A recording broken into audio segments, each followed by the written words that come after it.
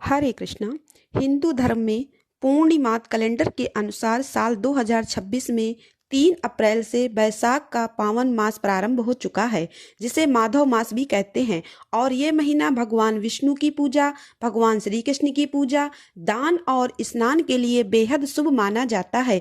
इसी महीने की अमावस्या, जो कि वैशाख अमावस्या होती है, साल भर की सभी अमावस्या तिथियों में सबसे महत्वपूर्ण मानी जाती है। इस महत्वपूर्ण तिथि पर पितरों के निमित्त श्राद्ध, तर्पण, पिंडदान आदि कार्य करने के बाद दान देने का अधिक महत्व है। और दान में इस दिन सैया, पंखा, कंबल, वस्त्र, चावल, जल से भरा हुआ कलश, घी, पान, चंदन या फिर तिलों का दान करना विशेष पुण्यदायी माना जाता है। इस दिन किए गए दान से पितर तृप्त होते हैं और अपने परिवारजनों को सुख समृद्धि का और वंश वृद्धि का आशीर्वाद देते हैं। इस बार अमावस्या तिथि 2 दिन पड़ रही है। ऐसे में यह असमंजस बना हुआ है कि अमावस्या का व्रत करना किस तिथि को सही रहेगा या फिर अमावस्या का स्नान दान कब किया जाएगा। इस बार वैशाख अमावस्या की तिथि 16 अप्रैल दिन गुरुवार को रात 8:12 से शुरू होगी। गुरुवार की पूर्ण रात्रि अमावस्या तिथि रहेगी। वहीं 17 अप्रैल दिन शुक्रवार को अमावस्या तिथि का समापन शाम 5:21 पर होगा। अगर बात करें कि किस तिथि में अमावस्या का व्रत रखना सही रहेगा, तो देखिए, क्योंकि 16 अप्रैल गुरुवार को सूर्यास्त के बाद से और लगभग रात में ही अमावस्या की तिथि लग रही है, इसलिए गुरुवार को अमावस्या संबंधी कोई भी कार्य नहीं करना चाहिए, ना ही व्रत रखना चाहिए।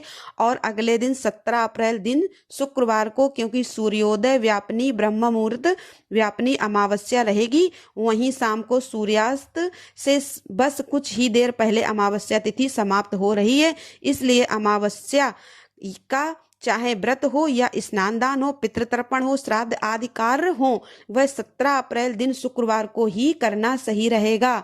और इसी दिन अमावस्या का व्रत भी रखा जाएगा। शुक्रवार के दिन अमावस्या पड़ने के कारण यह दिन और भी खास हो जाता है, क्योंकि अमावस्या तिथि के दिन माँ लक्ष्मी जी की पूजा की जाती है और शास्त्रों में शुक्रवार व दिन माँ लक्ष्मी जी को ही समर्पित माना गया है। इसलिए इस दिन आर्थिक अभाव को दूर करने के लिए या घर में बरकत के लिए, धन प्राप्ति के लिए माँ लक्ष्मी जी का सच्चे मन से पूजन करना चाहिए।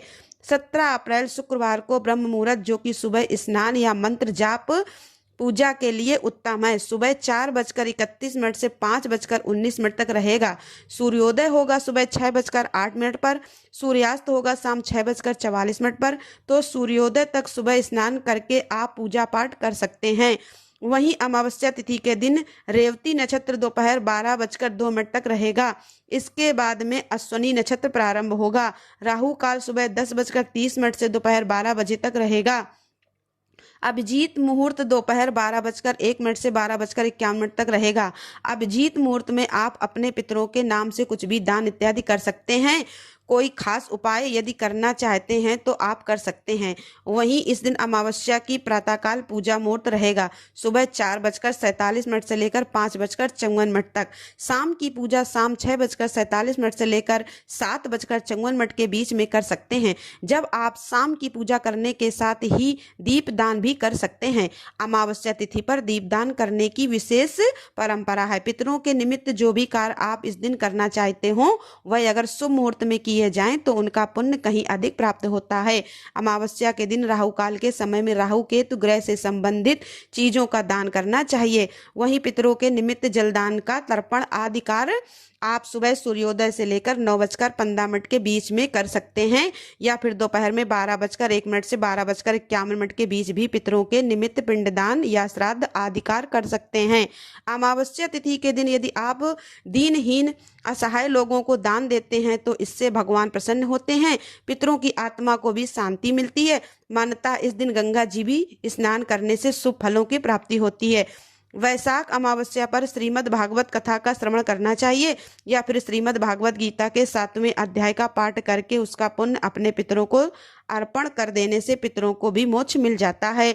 अमावस्या तिथि के दिन लहसुन, प्याज, मांस, मदिरा या अन्य तामसिक चीजों का सेवन न करें और ना ही इस दिन नाखून, बाल इत्यादि काटने चाहिए।